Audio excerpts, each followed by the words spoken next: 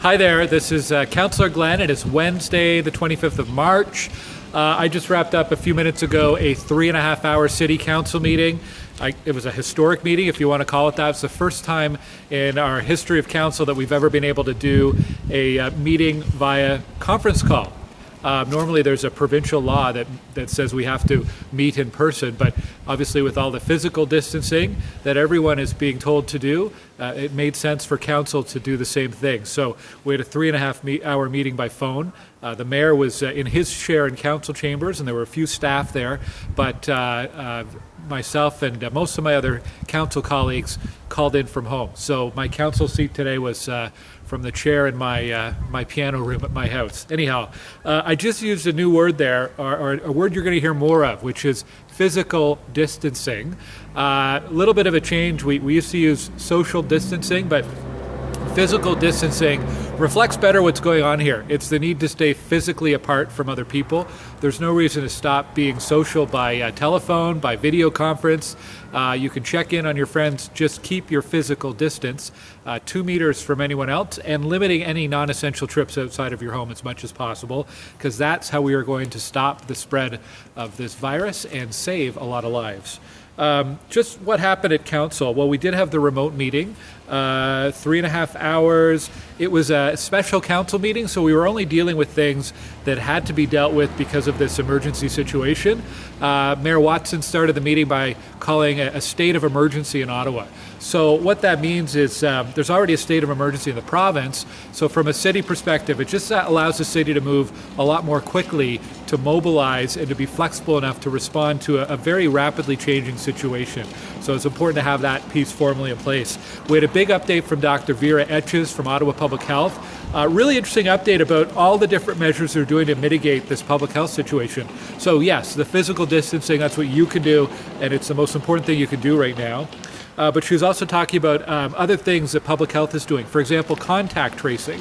So making sure that when there is a positive case, that they can find out where that person might have been, who they might have had contact with.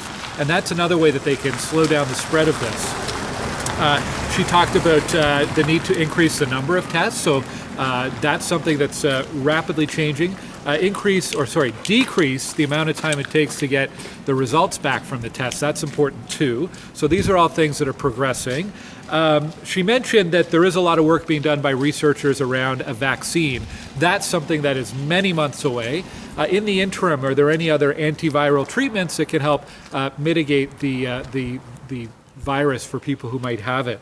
So there's all sorts of things going on around the world and here in Ottawa to try to get ahead of this thing and give us some more time so that we can increase the capacity of all of our healthcare systems, whether it's around testing or whether it's around treatment, any kind of support that the healthcare system needs. Other stuff out of the city, we had an update from the city manager on how the city is changing operations. Everyone is just mobilizing anyway, no matter what part of the city they're in, being redeployed or their jobs are changing so they can respond to what's really the most important. And it's the same with me and my team.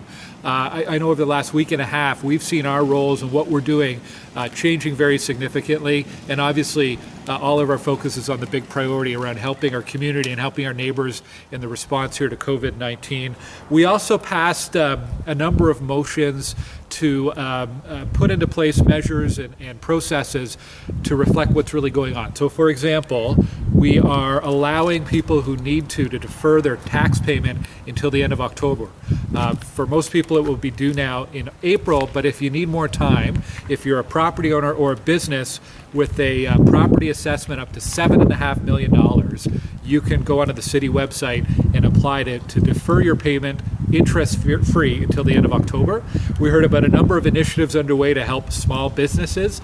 They are being hit so hard. Every business is, but especially the small community businesses here in Ottawa, they are being hit so hard. So there's a business task force that's been struck to look at short-term and longer-term strategies to help businesses, which is incredibly important.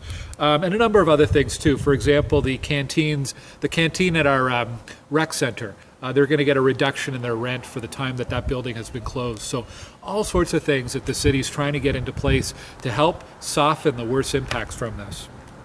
I want to give you a couple other updates. Let's see. We covered that. Hydro rates. The province announced yesterday that there will be no more peak usage rates. So it's going to be one rate across the board for 45 days to help just ease the burden, ease the financial burden on people. At council, there's a question that came up around playgrounds. So the city is not shutting down parks at all. It's important that people still be able to get outside for our mental health and for our physical health. So you can still go to parks, you can still go to outdoor recreation spaces. You just cannot congregate with other people. You've got to keep your distance. You've got to keep that 2 meters or 2 arms length of distance from anyone else. They've also said, please do not play on the play structures, okay? These can be a place where the germs can be transmitted. There will be signs going up in play structures within the next few days or next week or two. There are 1,000 parks in the city, so it's going to take some time to get that signage up there. So maybe if you could share with your family and friends and neighbors, it's okay to go to a park, keep your distance, stay away from the playgrounds. The city is closing fields for things like soccer and baseball, but there'll be some more communications coming out about that soon. I wanted to end by saying, please do what you can to support local businesses. They are being hit so hard by this. There's a number of restaurants in Stittsville. They may be closed for a sit-down meal, but they are doing takeout.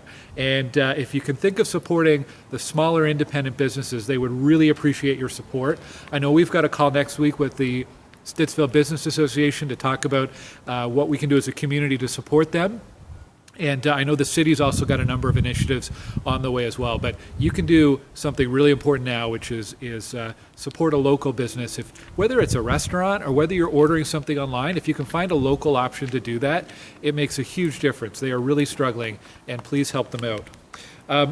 Finally, we are here to help. If there's any information you're looking for, if you're not sure who to turn to with a question, email my office, call my office and leave a voicemail. My team is helping people out every day of the week and getting you connected with the right resources.